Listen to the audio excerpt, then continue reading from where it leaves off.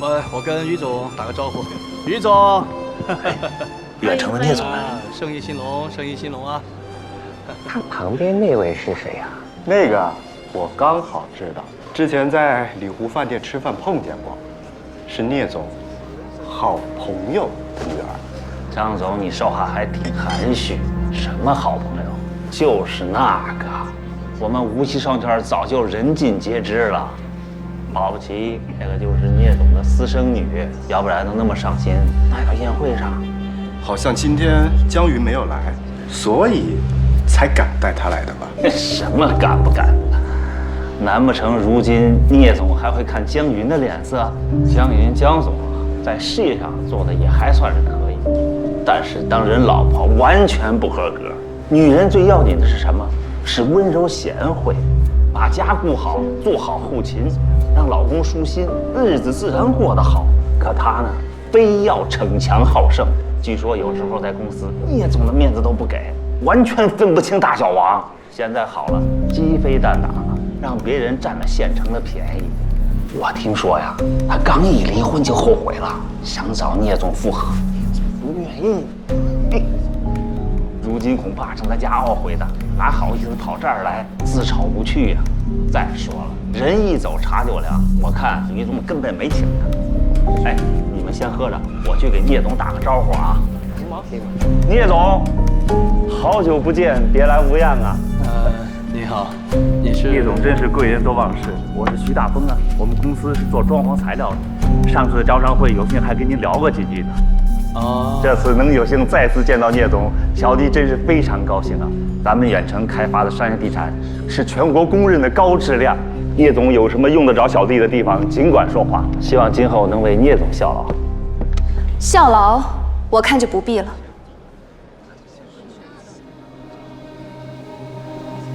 西光，你今天也来了，也不跟我说一声。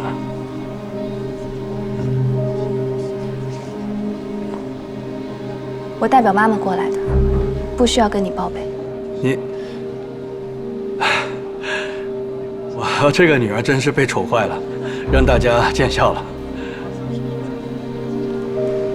无锡大丰装潢材料董事长徐大丰。听徐总和我父亲打招呼，才知道你们之前并不熟识。刚刚坐在那里，恰好听到徐总高谈阔论，还以为徐总是我父亲的旧相识，对我家和远程的事情了如指掌呢。怎么回事？聂小姐误会了，聂总，误会了，误会了。是不是误会你自己知道？刚刚一大群人听着呢，徐总不至于敢说不敢当。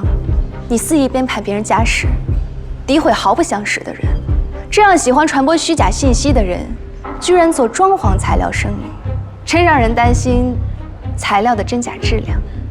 聂小姐言重了，抱歉，抱歉，可能是我刚才的言语有不当之处，得罪了。聂总，这都是误会，我可以解释。你尽可以解释，但是我妈妈是远程的创始人之一，你侮辱创始人，这生意要是做成了，远程也不用在无锡混了。还有，你口口声声女性就该在家里做后勤，让老公舒心，可你今天参加的可是我们无锡最著名的女强人的宴会，你心里既然看不起，又何必参加呢？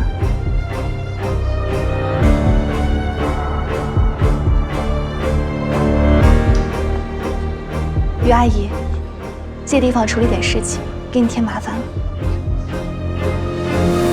直到发现了你，那个时候你正对人发怒，全程都被你吸引了目光。身边有人说你骄横，可是我却完全被你吸引，只觉得你的样子那么的光彩夺目，生气勃勃。原来在那次宴会上就看见了，这么早啊？问啥？问你和你未来妻子什么时候认识的？你还是单身狗呢。2011年1月15日晚上7点28分52秒。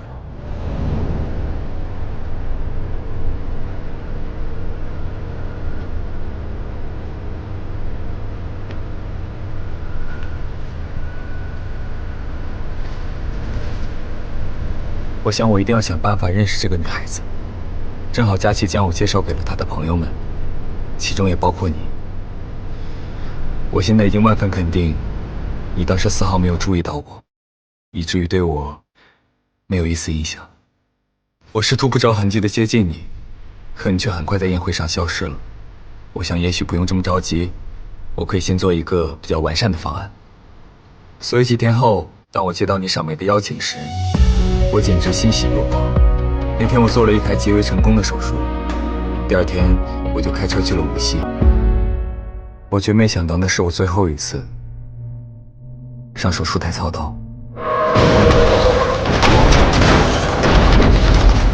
在高速公路上，我出了车祸。我没有生命危险，可是却再也不能成为一个顶尖的外科医生。原因除了手，还有眼睛。那段时间我蒙着纱布躺在病床上，心想，这就是我为了见那个女孩子付出的代价。我不会迁怒她，怨恨她，甚至我没有告诉任何人，我是为了去见她才出事。可是她为什么都不来看我一眼？不见光明中，你成了我的心魔，且从未解除。所以当从别人口中得知你在这个公司工作，我离开了盛源总部，到了苏州，没想到你却完全不认识我了。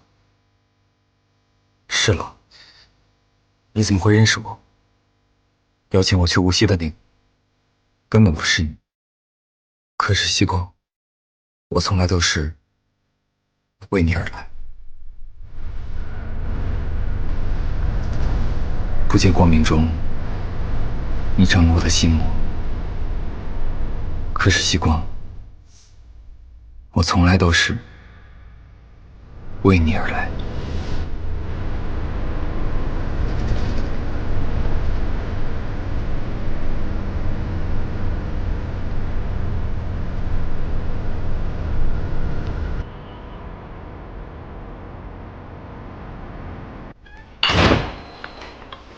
妈，我回来了。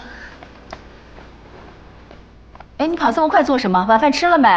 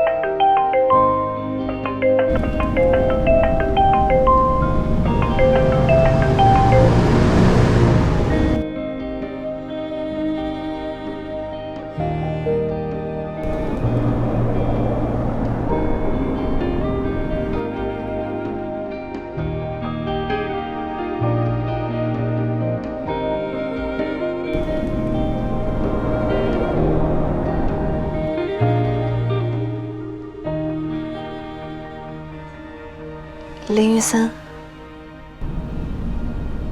西光，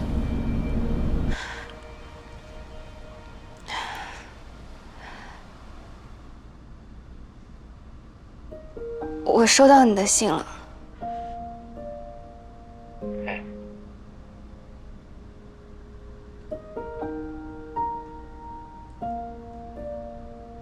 明信片很漂亮，你喜欢就好。你好像去了很多地方，敦煌、七彩丹霞、凉州，大概什么时候才回苏州？我现在在北京，本打算今天飞回去，天气原因航班取消了。现在正在去火车站的路上，买了一夜直达的票，明天早上到苏州。你还去了北京？来拜访一位医学界的前辈。哦，这样。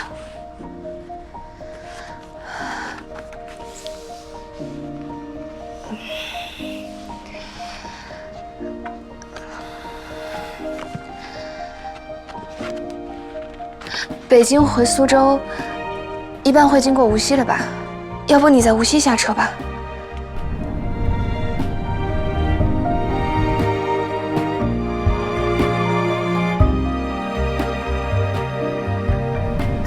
希光，你确定吗？你大概几点到无锡？我去接你。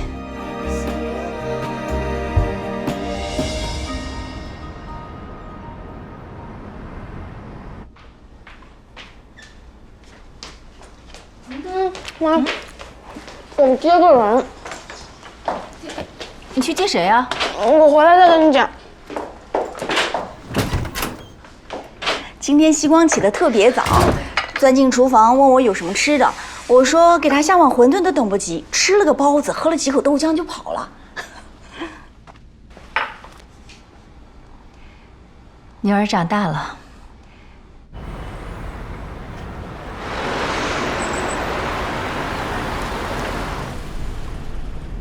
好像出来的早了点。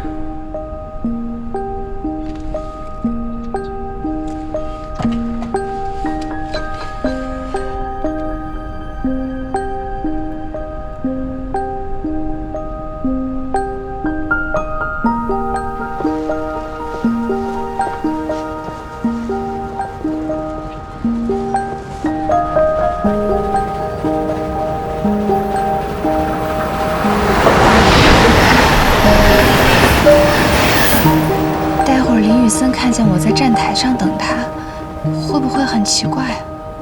跑到这里来接，果然还是太隆重了吧？要不现在跑回出站口？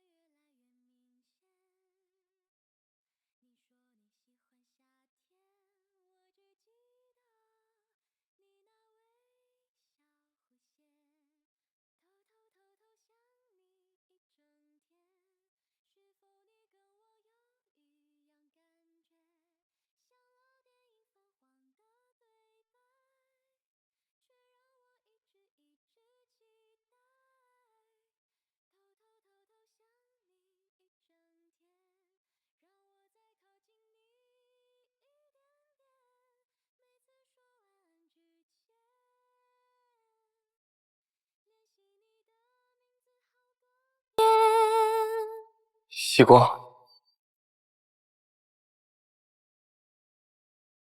是啊。你怎么会在这里？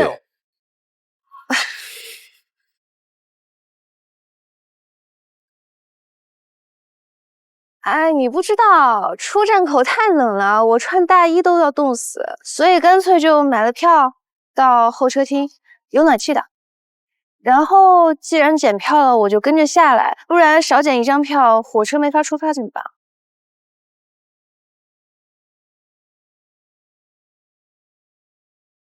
说的也是，聂小姐的票这么重要，不捡火车怎么赶走？喂，我不是说9点。你还敢提？你是跟我说的9点，可是我查了火车时刻表，从北京过来的过夜车，一列是早上7点多到，一列是10点多，根本就没有9点的。你干嘛骗我？他应该会说怕我起床太早太辛苦吧。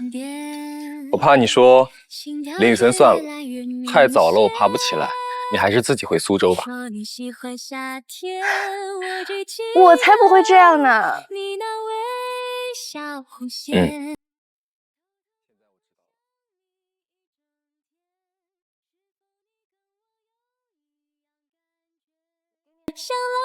帮你带了小笼包，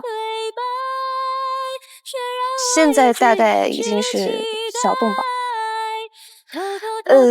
冬天打包这个好像有点奇怪，路上正好看见就下车买了，你就当我一时抽风。怎么会？我正好饿了，我们找个店热一下。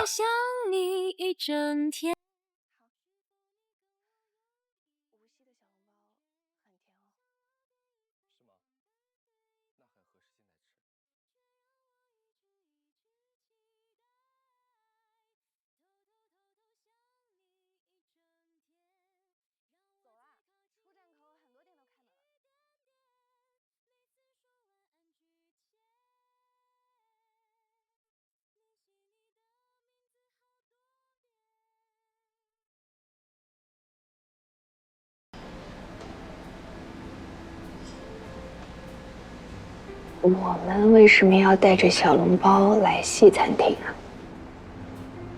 刚刚路过的中餐厅招牌上都有小笼包，我们带着一份上门，会不会像踢馆？有道理。你们点的果汁和吐司，谢谢。然后那个小笼包给你们配了份醋。啊，谢谢。谢谢。请慢用。谢谢。快尝尝。哇，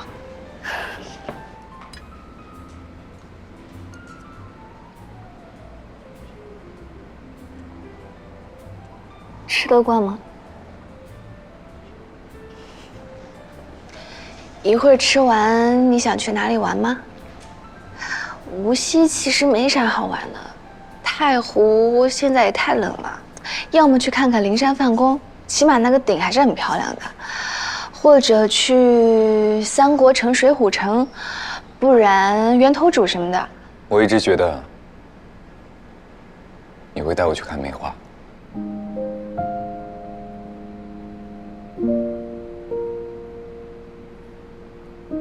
好啊，那就去梅园，梅园门票最便宜了，你帮我省钱了。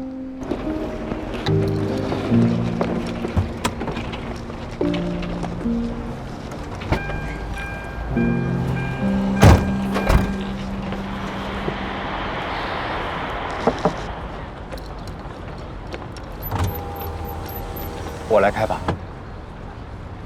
不是不幸运的车技啊，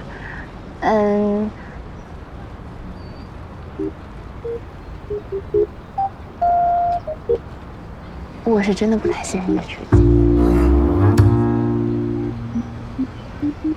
啊，走了走了，不然梅花都谢了。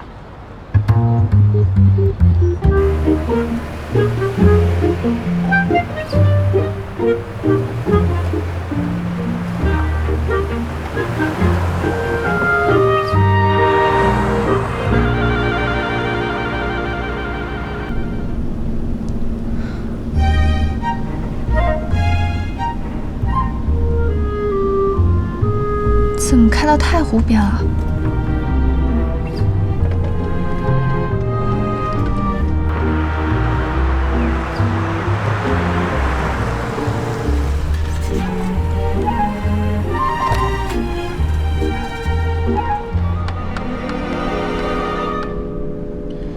前面有个路口，你开错了。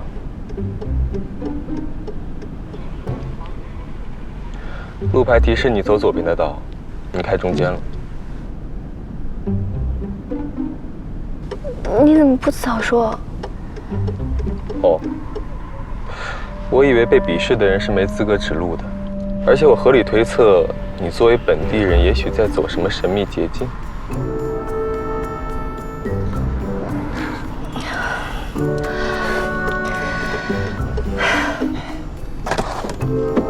不要回头了，这里很好。什么？你看那边。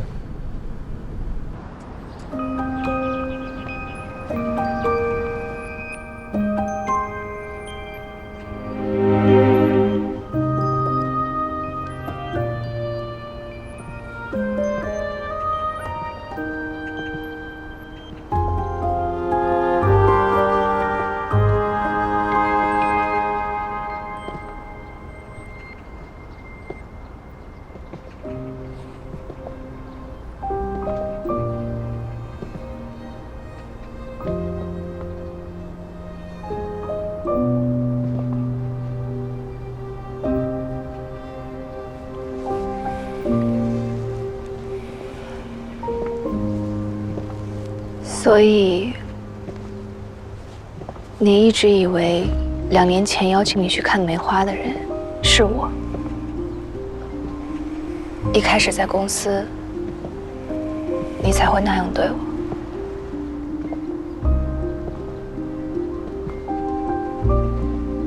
是。那你后来为什么？明明在你心里，我曾弃你于不顾。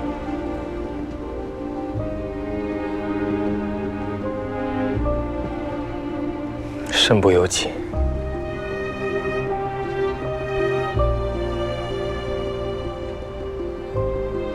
我找了很多理由说服自己。或许佳琪没说清楚，或许你那时候年纪太小，不敢面对这么沉重的事情，所以选择性遗忘。这在医学上也有过案例。又或者，你并不知道我的中文名字。当时佳琪介绍的是 Vincent， 又恰好忘记了我的样子，所以没能把我和2年前那个人联系起来。我找了很多个原因，每个原因都有那么多漏洞。可是每个我都说服自己相信，否则我怎么才能放任自己再度追求你？一点都不感动。你问都不问我，就把黑锅扣在我头上。我是那样的人吗？你不是。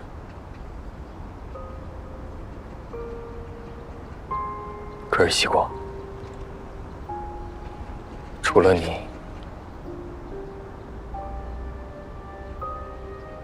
我没想过会是除你之外的任何人。自始至终，我没想过会不是你。对不起。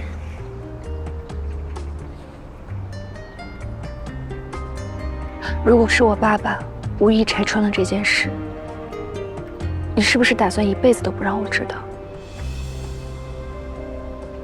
其实离开长白山的时候，我已经打算找邵佳琪问得更清楚一些，但是我当时也只是想，邵佳琪是不是在我和你之间有些话没说清楚？没想到还没来得及问，你爸爸就来了。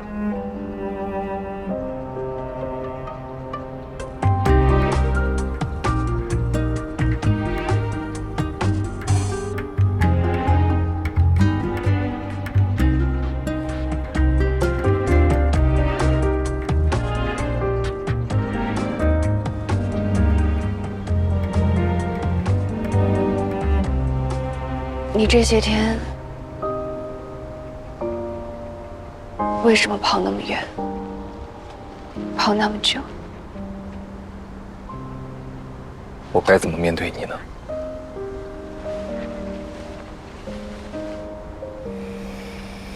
我一直以为，我是因为你才不能再拿起手术刀的。我终于说服自己心甘情愿，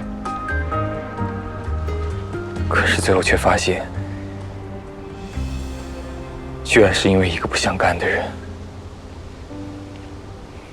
一个谎言。我甚至不知道该怎么对自己交代。我的人生简直变成了一个笑话。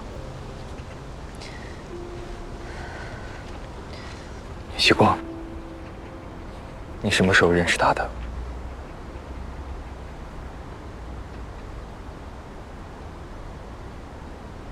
大3寒假，参加完宴会，回南京后，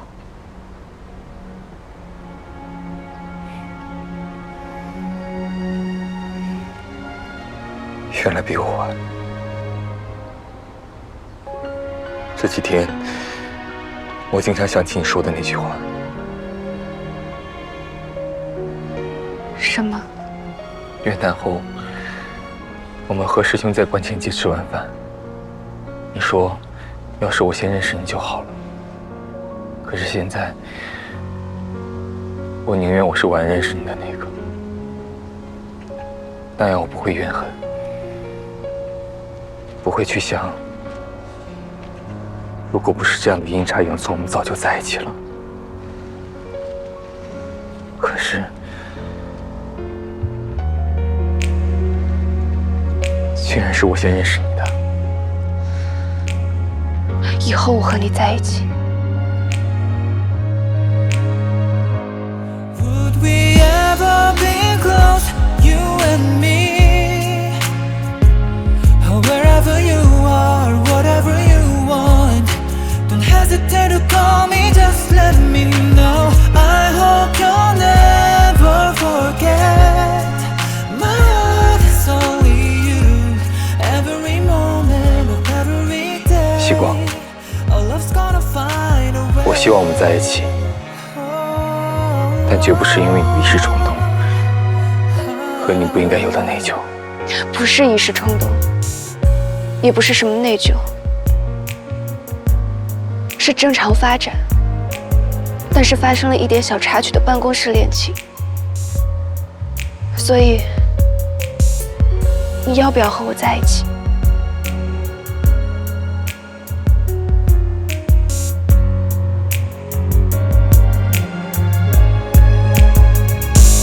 ？Would we ever be close, you and me? Oh, wherever you are, whatever you want, don't hesitate to call me, just let me know. I hope you'll never forget. My heart is only you, every moment of every day. Our love's gonna find a way. Oh, can you feel my heart with you? If you ever wanna know, I have never felt this before.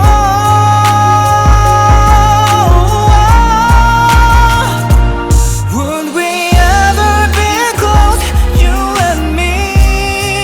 My heart is only you, every moment of every day. Our love's gonna find a way.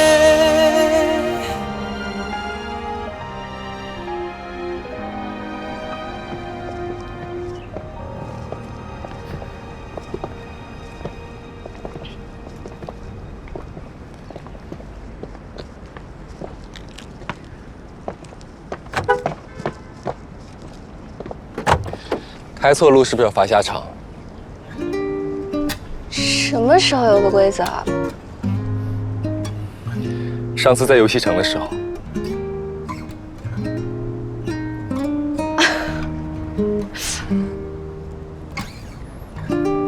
好吧，那待会儿我也给你下车。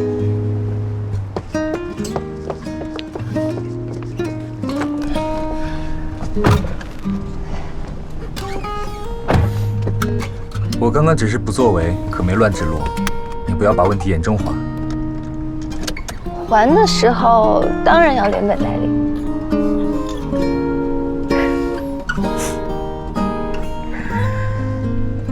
那我们接下来去哪里啊？还要去梅园吗？不用了，以后没有哪里的梅花会胜过这里了。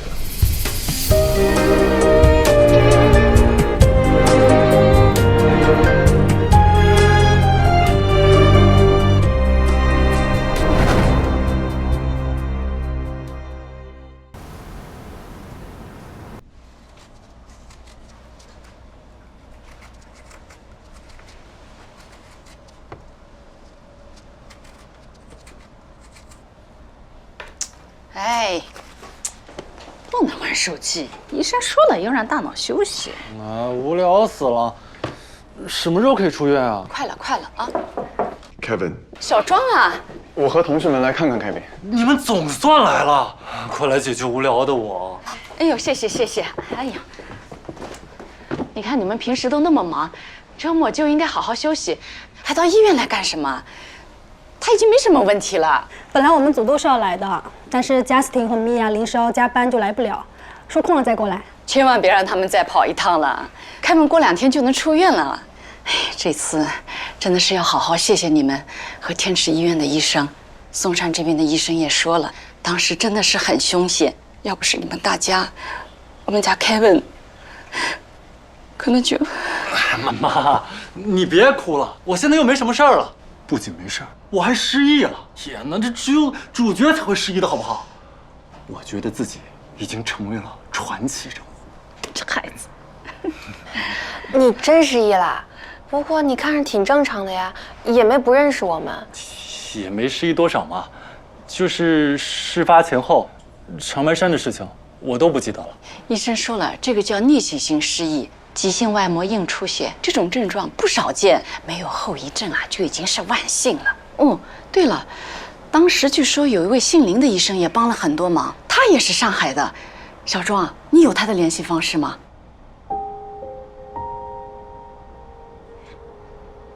我没有，你或许可以问问天池医院的医生。啊，好，我一会儿打电话问一问。上次心太乱忘记了，凯凯啊。等你出院以后，我们要好好上门感谢人家的。25床、26床，拿饭了。哎呦，订的饭来了。啊，阿姨，我们来。哦，谢谢啊，我给你们洗点水果啊。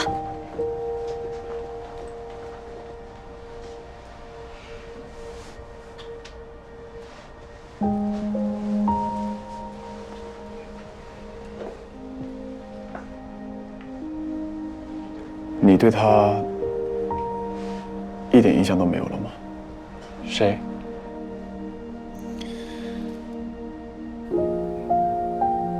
那个林医生。我们第一次见他是在魔毯区，他和我学生的姐姐在一起。后来你出事前，他正好也在，你还看见了他，说他是我学生姐姐的追求者。学生姐姐？怎么还有新人物啊？我脑子里一片空白，脑子也太神奇了吧！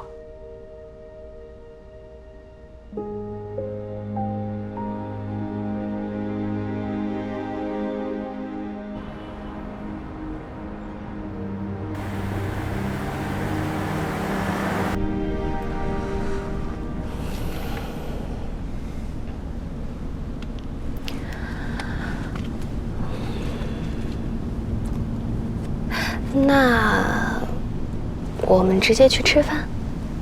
你想吃什么？我记得过年前，有人说要带我去南长街，从头吃到尾。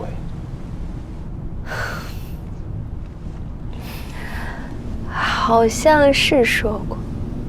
你记性真好。那当然，聂小姐的每一笔应付账款，我都牢记于心。以后会计给你当，那就去南长街。我先给我妈打个电话，跟她说一声。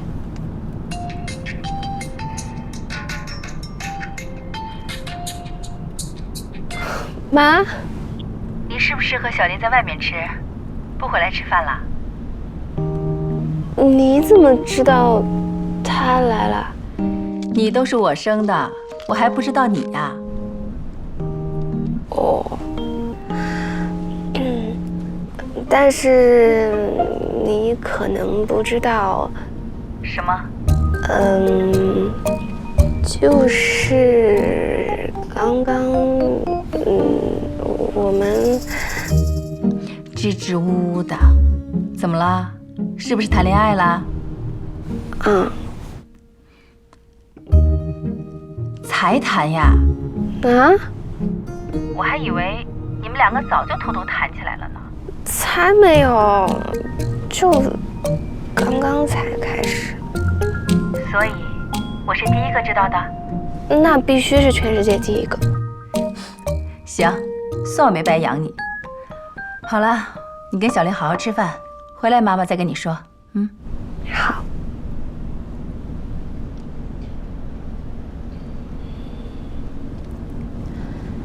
好了，跟妈妈说好，我不回去吃了。好。不过有个问题，既然都告诉阿姨了，那我现在是不是也可以昭告江东父老了？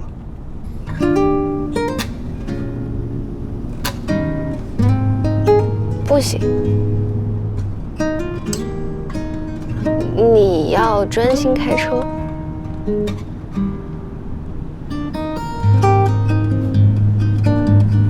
明白了。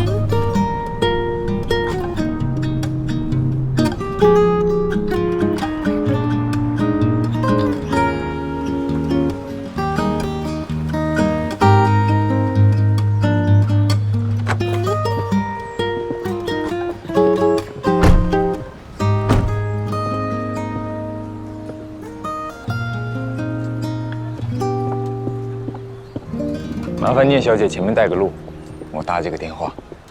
啊，工作电话吗？当然不是。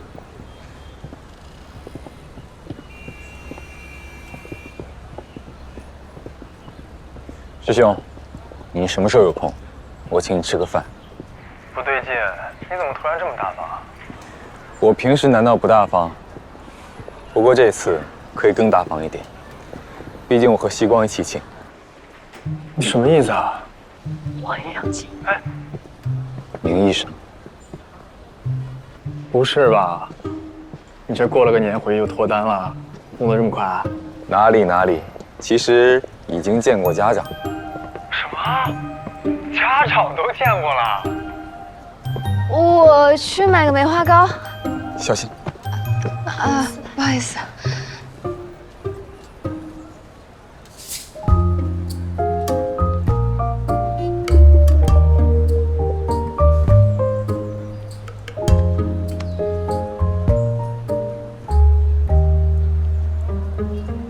喂，人呢？好了，不跟你说了，我带他去买梅花糕。哎，别，他在你边上吧？我受不了了，把电话给小聂，我要跟他说几句。你想说什么？我不是很信任你的人品。哎呦，你少废话，快点！师兄想跟你说话。喂，方师兄。小聂啊，你也不好好管管。我在这加班呢，大白天他跟我炫耀上了。难道要晚上说？这么快就跟我师弟一条心，欺负孤寡青年了是吧？不是，可是你上次不还劝我赶紧跟他在一起吗？那不是很正常吗？害怕好兄弟没有女朋友，更害怕好兄弟有了女朋友之后自己还没有啊。小聂啊，我劝你还是好好考虑一下。你看他多嘚瑟呀，轻浮，太轻浮了。什么时候在一起的呀？还有没有机会退货？师兄，他把手机抢走了，都听到了。你们有什么恩怨自己解决啊！实在不行回苏州打一架，我去买梅花糕了。阿婆，2个梅花糕。你要什么味道的？啊，现在出了这么多。师兄，怎么了？你一个没谈过恋爱的人，担心你没有恋爱经历，谈不好恋爱，劝小聂好好考虑一下。怎么了？你最好是这个意思。当然是。哎，什么时候吃饭啊？明天晚上我刚好有空。明晚不行啊，我要去苏大听讲座。那就有空呼我啊，最好也不要太早。我可不想在你们恋爱酸臭味最浓的时候啊，跟你们一起吃饭，影响我食欲。关医生，56床病人家属找你。啊，行了，你的炫耀我已经收到了，挂了啊，我先去忙了。快来买单，我要了4个。一共32块。好嘞。你是不是还要打给盛阿姨呀？不着急，我不是那么招摇的人。真的？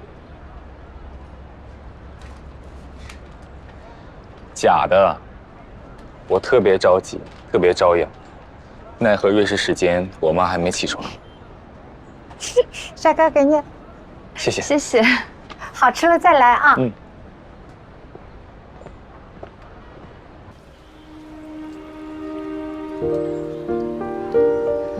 我撕一下，1人1半。那每个味道都尝一下。其实不用那么麻烦，你要以后不想吃，可以给我。哦，好吧。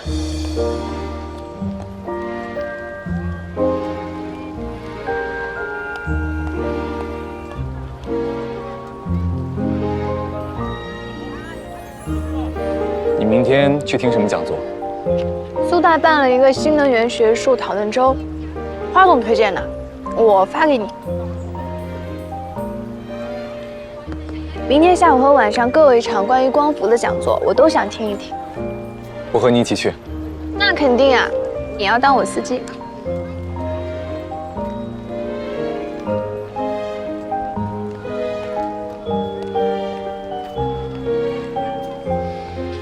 第2个想吃什么？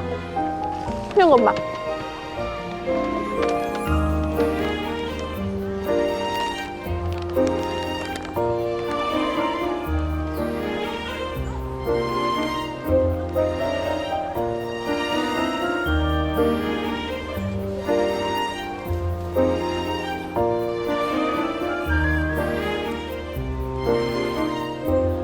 我想起来，我也还有一个人要告诉你。谁？等一下，那这个你顺便帮我吃掉。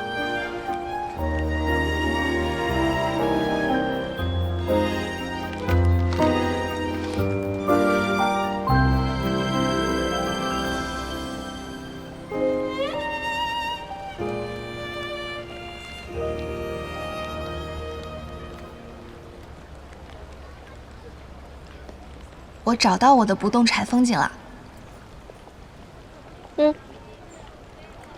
江瑞，不告诉他的话，回头他从别人那里知道，又要哇哇乱叫了。听起来后果很严重，必须要及时告知。不过，不动产风景是什么典故？没什么典故，就是我和江瑞去欧洲玩的时候开了玩笑，而且我想明白一个道理。是吗？就是这几天我们看了很多风景啊，可是再美的风景，匆匆看一眼就要走了，要头也不回的，毫不留恋的告别，因为它不属于我。突然文艺起来，急什么？我们都还年轻呢，总会有属于自己的不动产风景。什么鬼？不动产风景？对啊，写着你名字的不动产风景。哦吼，你不是早就找到了吗？林哥嘛，岛屿森林真的一动不动哎。是早就找到了，但是刚刚我写上了我的名字。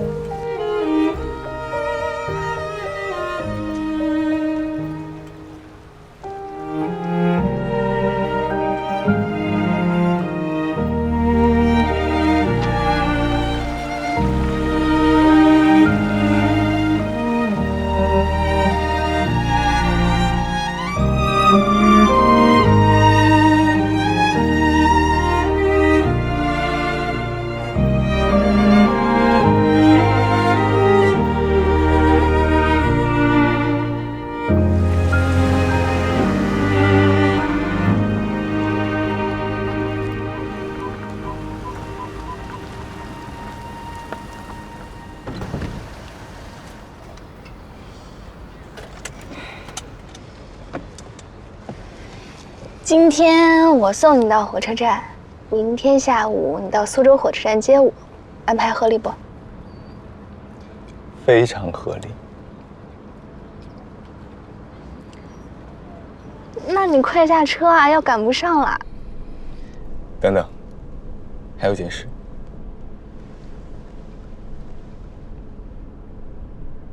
干什么？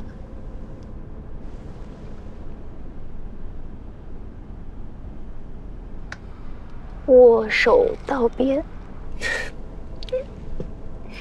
不是。那是什么？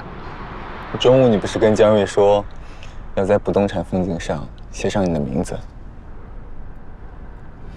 不要骗人，来，写一下。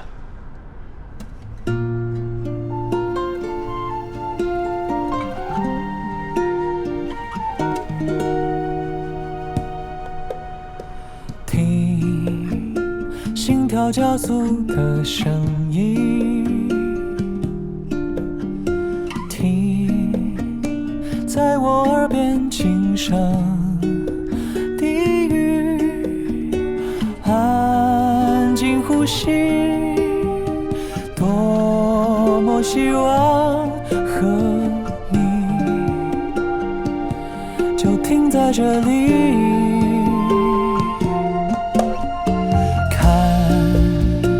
白雪一片片落地，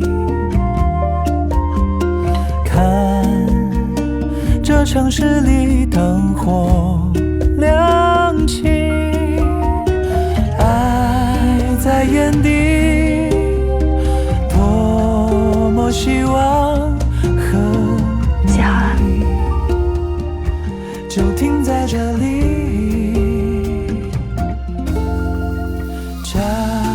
我带走。仿佛这个世界剩我和你，你微笑的嘴角就是真理，命运写好的剧情。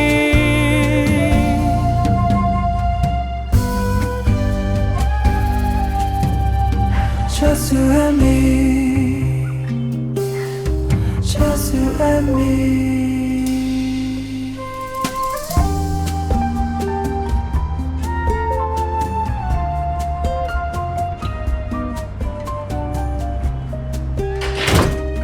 妈，你在等我啊？回来了。9点50，还没满10点呢。我也没说你，你心虚什么呀？小林呢？当然是回苏州啦，我把他送到火车站，回来堵车才这么晚的。过来坐。今天跟小林都去哪儿玩了？我们去看了梅花，然后去南长街吃逛逛，下午去了灵山大佛，晚上吃了排骨跟鳝糊，刚刚才把他送回去。哎，明天我吃过午饭就要走了，我们要去苏州大学听讲座。好呀，我问你今天去哪儿了，你连明天都安排好了。你这好不容易回来2天，就陪妈妈待这么一会儿啊？哎呀，去苏州大学听讲座是同事推荐的，早就安排好了，不是因为林雨森才去的。跟小林在一起，开心吗？开心。那就好。妈妈在等你的时候呀，想了一肚子的话要说，提醒你这儿啊那儿啊，可是现在什么都不想说了。有时候恋爱谈的就是个运气，运气好的话，什么心都不用操啊；运气不好，再明白再聪明都没有用。妈妈只希望我女儿有这个世界上最好的运气。有妈妈，我就是最好的运气。哼，这恋爱没白谈呀，嘴都变甜了。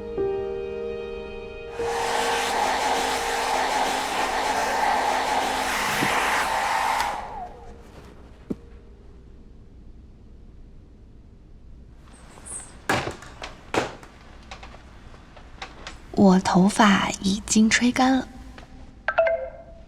那早点睡，今天跑了一天。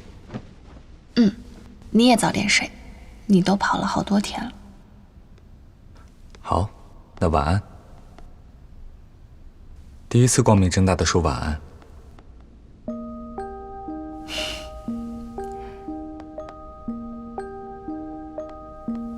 以前是偷偷摸摸说的吗？以前不够名正言顺，现在说早安和晚安，才不用担心是唐突和冒犯。从来不觉得是唐突和冒犯。这几天你不见了，还觉得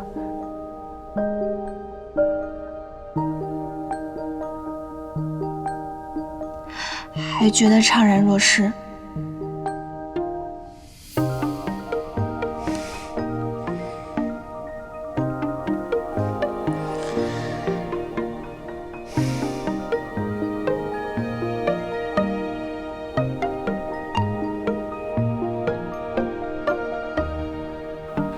以后每一天都不会消失。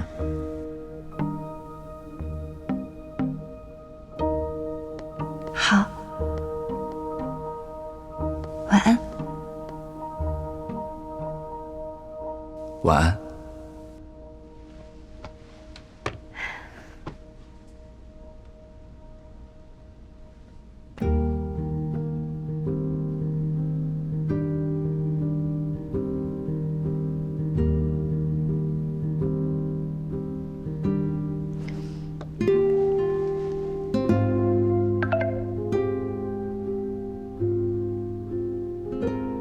对了，明天去听讲座，你不要穿得太职场哦，毕竟听讲座的大部分是学生。还有着装要求？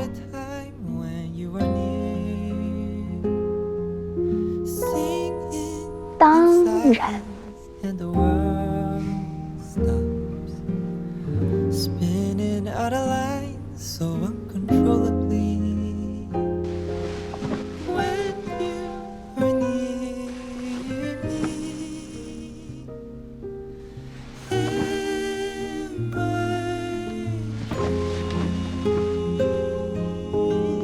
人呢？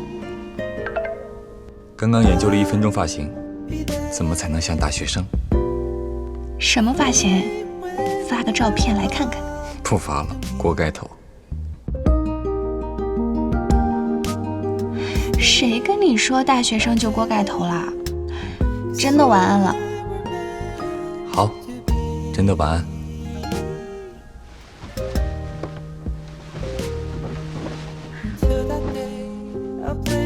锅盖头会是什么样子呢？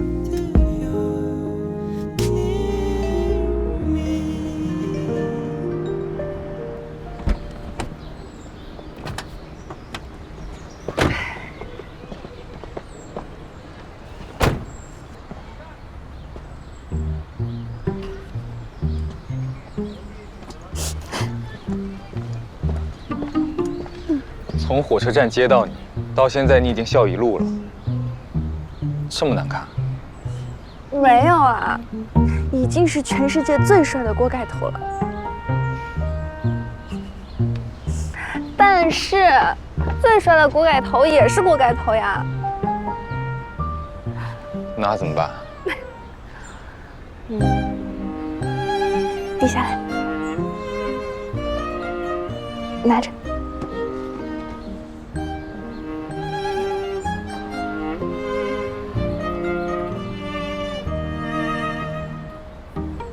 不这么严实，好像好一点。主要是给你看的，你满意就好。那就这样。哎呀呀！行，哎。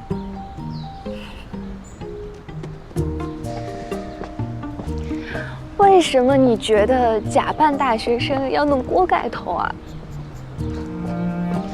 我回忆了一下读书的时候，那个时候头发长得快，也没心思打理，经常就这样。点想看看你以前的照片了。都在上海家里，不过你可以拿你小时候的照片来换。林总，你还真是不做亏本的生意哦。谢谢夸奖。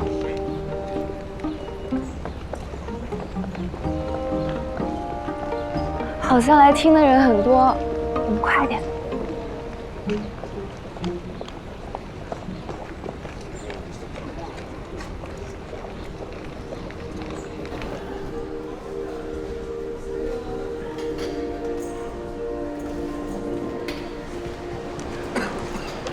被你的发型耽误了，我们好像来晚了。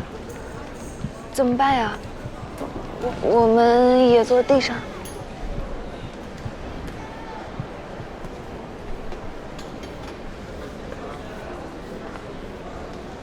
只能这样了。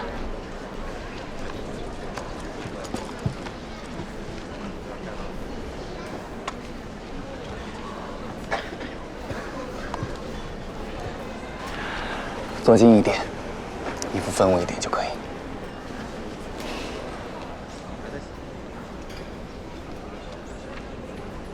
不是说光伏行业不景气吗？还来了这么多人，差点没位置。现在是招聘季，肯定很多人想听听这个行业还有没有希望。来的好像不止咱们学校的学生，还有很多工作了的。尊敬的各位老师、各位同学们，大家下午好！欢迎大家参加今天陆双航教授的讲座。陆教授一向崇尚简洁，咱们就不过多介绍了。下面就让我们用掌声欢迎陆教授。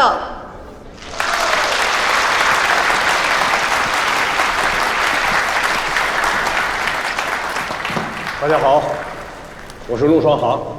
我今天要讲的主题是中国光伏的困境及破局。大家对这个主题并不陌生吧？我也不陌生，因为前几年我曾经讲过。我估计啊，再过个10年8年还得继续讲，因为中国的光伏史就是一部不断的陷入低谷，又不断的突破困境，冲向高峰的历史。但是我们每一个阶段所面对的困境又是不同的。上一次行业危机，我讲这个主题的时候，心情啊格外沉重。为什么？因为那个时候，中国的光伏产业号称是世界第一，但是在技术上，我们并不是第一。我们的光伏产品能够扑向全世界，主要靠的是廉价的人力成本。当时有个词形容中国的光伏，叫山头在外。你们有谁知道是哪山头吗？原料、技术、市场。谁？原料、技术，还有产品的市场和定价，完全正确，请坐。当时这3样全都掌握在外国人手里。说句不好听的，我们是从头到尾看着人家的脸色吃饭，就是给别人打工的。这么说，我们厂现在也还是打工的。盛远和元成最早的目的是在光伏爆发期攫取不利润，如意深刻。将来又要长足发展，一定要打通上下游的产业链。从06年到现在，从原料到各种组件配件，我们一步一步地实现了国产化，真正把光伏产业做到了世界第一。连续2年，我们的光伏电池占了全球总产量的50%以上。然而怀璧其罪，巨大的危机又一次随之而来。双反。对，双反。2012年，国际贸易摩擦持续升温。美国商务部于近日正式宣布，对中国出口的太阳能电池板及组件征收高额反倾销税和反补贴税，税率分别达18.32%到249.96%。与此同时，欧盟委员会也启动了对中国光伏产品的反倾销调查，涉案金额高达210亿欧元，被称为史上最大双反案。技术上卡不了我们了，原料上也卡不了我们了，那就只有制造贸易壁垒，压缩市场，试图扼杀中国的光伏产业。这是老手段了，以前有过，以后也不会少。但是他们忘记了，我们是中国，我们幅员辽阔，地貌丰富，中国本身就是一个巨大的市场。这就是我今天要讲的重点，破局。而破局的点就在这儿，就是在西北。我国西北地区有着丰富的太阳能资源，同时地广人稀，电力输送成本极高。在这种情况下，风能和光能发电就成为了最优解。讲座即将结束，下面是我们最后一个提问时间。第3排蓝色衣服男生，请。我想请问陆教授，很多人在网上说，中国光伏之所以能世界第一，是因为光伏的技术含量不高。请问您对此怎么看呢？我也看到了这种说法，同时我也看到了一句很好的反驳：别的国家有的技术我们没有，那是工业明珠；我们世界第一的技术，别人不如我们，那就是技术含量低，不值一提。反驳得很好啊，但是我看到了，并没有感到轻松，而是觉得惭愧。一些人的不自信，是因为我们与科技前沿的差距，这不是一朝一夕形成的，也不会一眨眼就追上。但是我们科研工作者的速度应该再快一些，现在啊还是太慢了。没有。但是没关系，太阳是公正的，它普照大地，它不会亏待每一个在它底下挥洒汗水的国家和人民。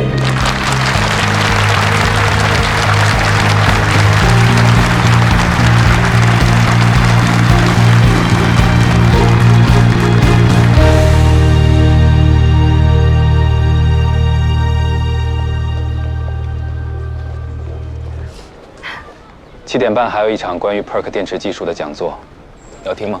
要。最近做流光花园，我了解了很多电池方面的技术，想听听顶级专家的说法。对了，我告诉大家，光伏小花园叫流光花园。现在才说？聂小姐是会保密的。哎呦，我有点不好意思了，没想到大家根本没想歪。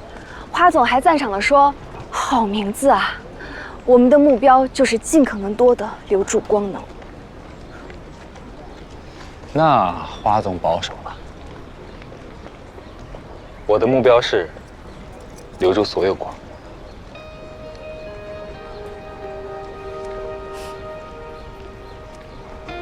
那你要突破光电转换率的理论极限才行。聂小姐果然学了很多。那当然。PERC 是目前市场上转换率最高的电池技术。我这次去了西北，感触很多。回来后要重点着手推动 PERC 电池量产，要给你抢着花总用了。那花总得开心死了。我估计啊，他现在就在实验室呢，他整个团队都是科研狂人。我们先去吃饭，就在苏大食堂吃。好呀。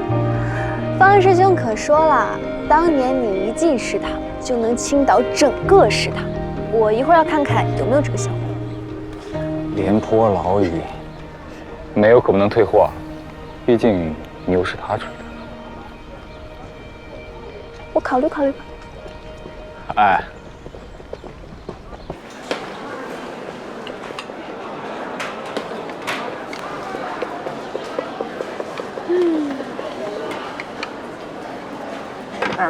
还有一个汤啊，竟然排尾这么多，难道是阿姨看他长得帅就多给些？不是吧？他的年纪一看就是老师，所以才给的多。